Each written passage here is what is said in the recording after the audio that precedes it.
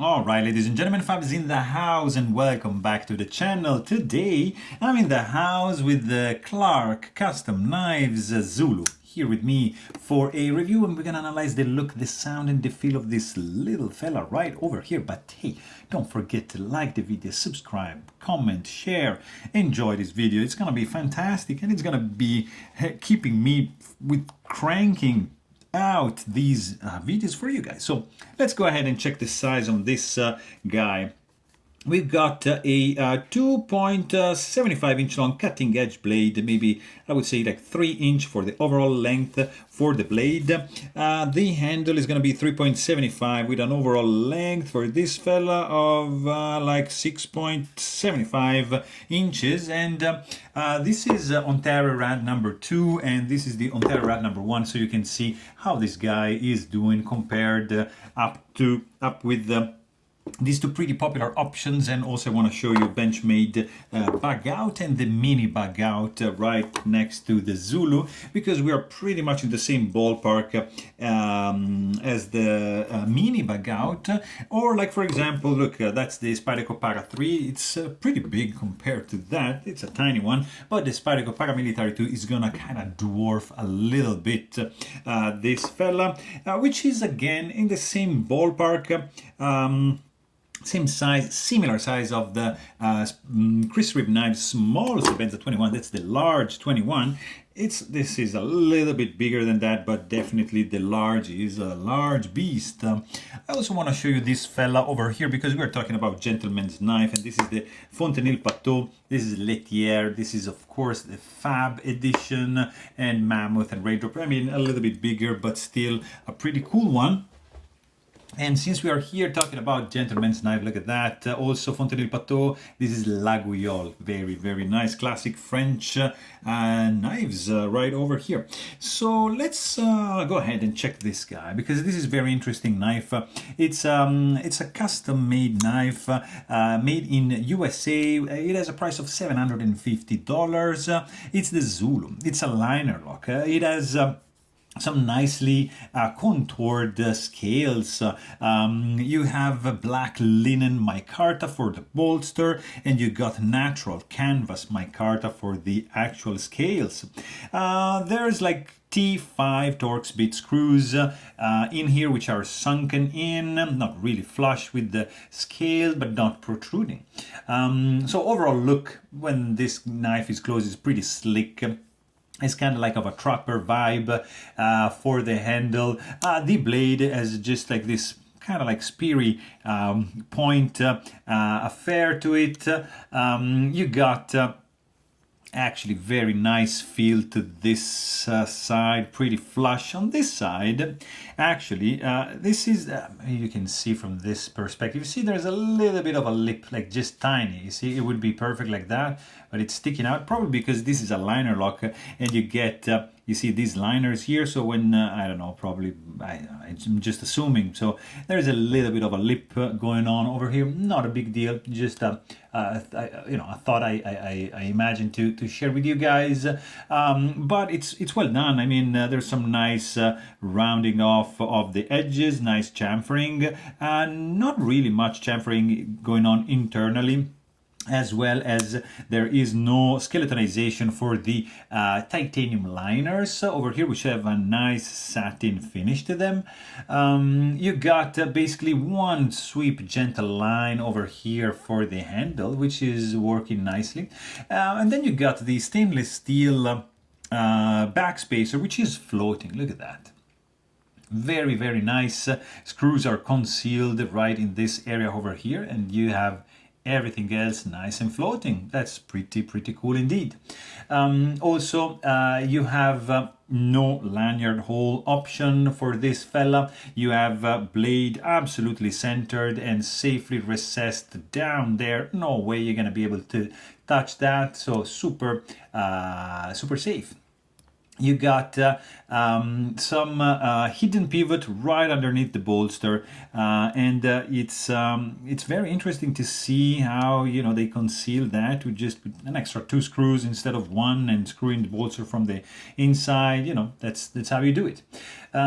You have Also, no stainless steel lock face insert, as you can see from this angle, but it's good because there is no lock stick actually from the contact between the lock bar and the tang of the blade. So that's pretty good. You got you know, I'm not really sure about the disassembly of this guy because this was sent in to sell like as a consignment knife, so I'm not really going to take it apart because there's nothing wrong with it, and it's pretty straightforward, I'm thinking. Also, you got a titanium tip-up carry only, not reversible pocket clip, nicely milled satin finish to it. There's some nice springy tension. The ramp, the entrance ramp looks a little bit steep, but definitely the exiting ramp is a little bit too abrupt, and it might tend to snag a little bit of fabric in that area over there. This much knife is going to be sticking out from your pocket, so that's pretty all right. And then you got this blade over here. So you can see on the inside, this is Z-Finite, which basically it's LC200N steel. That's like another name for the steel, but it's a pretty cool steel with a really high corrosion resistance, and can get to medium high hardness, like, you know, CPM 154. This guy would be like around 60 in the Rockwell scale, but the good thing is that this steel is phenomenal for like the corrosion properties. In fact, is widely used in the food industry. NASA even employed this to make some ball bearings to bring in space. So it's a pretty, you know, it's a pretty solid one. You've got no jimping actually. I mean, you got a little bit here, but this jimping is mostly for the front flipping action, not really for the for like when you actually use the knife. But you have some beautiful crowning going on the spine of the blade, which stops basically right here where the swedge starts and gets to end right at the tip of the blade. Look at that, nicely done. 20% belly and straight edge up to the plunge grind. There's no sharpening choil, and that's a little bit my nitpick on this one. So you see, you get to sharpen the blade up to that point, which can lead to some uneven sharpening thing, and you can see that the blade is thickening up right before the plunge grind. Pretty cool belt satin belt, you know, satin with belt grind lines, vertical for the main bevel and a little bit on the oblique for the swedge, and horizontal for the ricasso area right over there. And then you have basically no chamfer going on right here up to the tag of the blade where you meet the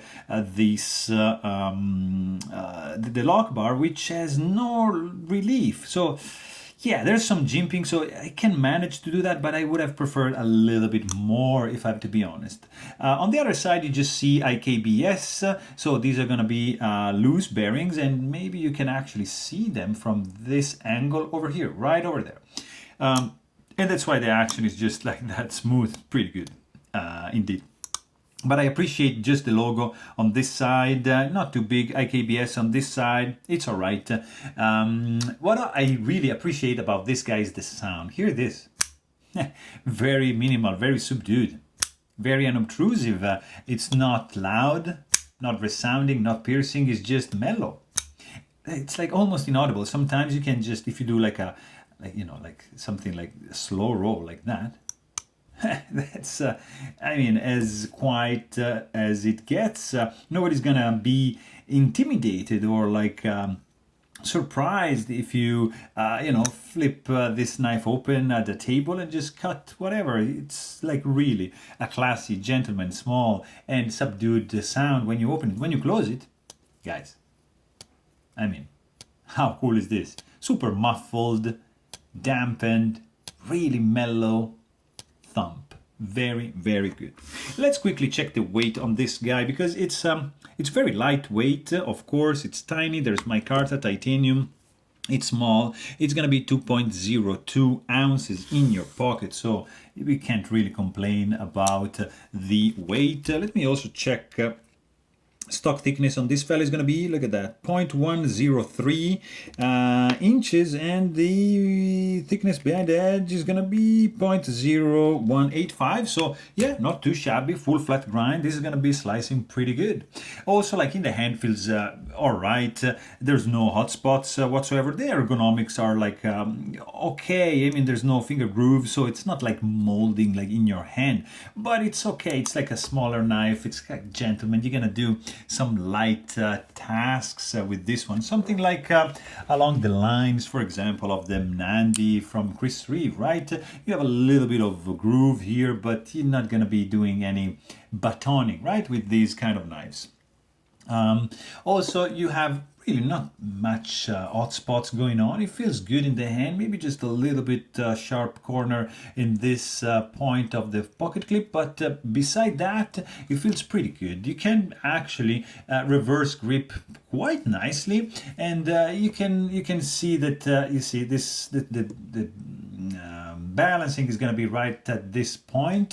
I'm not going to be able to choke it up like that. There's no finger choice, there's no jimping going on over here, but the feel in the hand is like quite solid. Even if you check it out, you can introduce a little bit of flex, especially if you check the, you see in the backspacer there, because the liners are quite thin, and this is micarta, and the backspacer is hinged like at this level over here.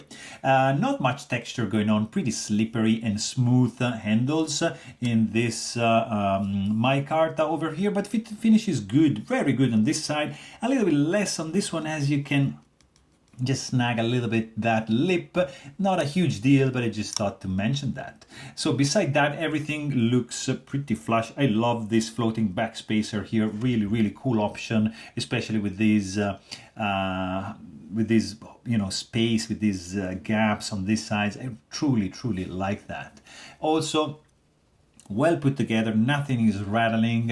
It's pretty good. I mean, it feels solid in the hand. There's no blade play whatsoever. There is like an issue here. You can't really like, that is not gonna work. So you have just to jam your finger and just make sure you disengage the lock bar like that, which comes with no lock stick, and that's good. And also like finger soreness, it's not gonna be much because the jimping is quite effective. There's some nice bite to it, and you're gonna be able to deploy with your finger, index finger, like pretty almost all the time in a reliable way. Clip is there's not much, it's not like super springy, but it's still good. It's still gonna be reliable, and as I said, this guy is running on IKBS, so pretty good action. There are like loose ball bearings on the track, so just keep that in mind if you disassemble this fella. And the action, I mean, it's gonna be like pretty smooth, just doesn't drop shut. It just falls like that, of course, but as you put in the vertical position, just gonna need a little wiggle to get this guy in the closed position. Not a big deal. The detent is on the weak side, but it's fine. You know, it's nothing, you know, you can't shake it open like that. You need to, you know, try hard eventually, but you're going to be absolutely fine, even if the detent is a little bit on the light side. But I mean, overall, this is a pretty cool gentleman's knife. It's a nice carry, pretty elegant. I like the steel employed, 100%. Food prepping is going to be fantastic. I'm not a fan of this area over here. I think it needs a little bit more relief. Nice combo for the micarta. Overall, pretty a good knife. So there you have it. Hope you guys enjoyed this video. Thanks for watching and stay tuned.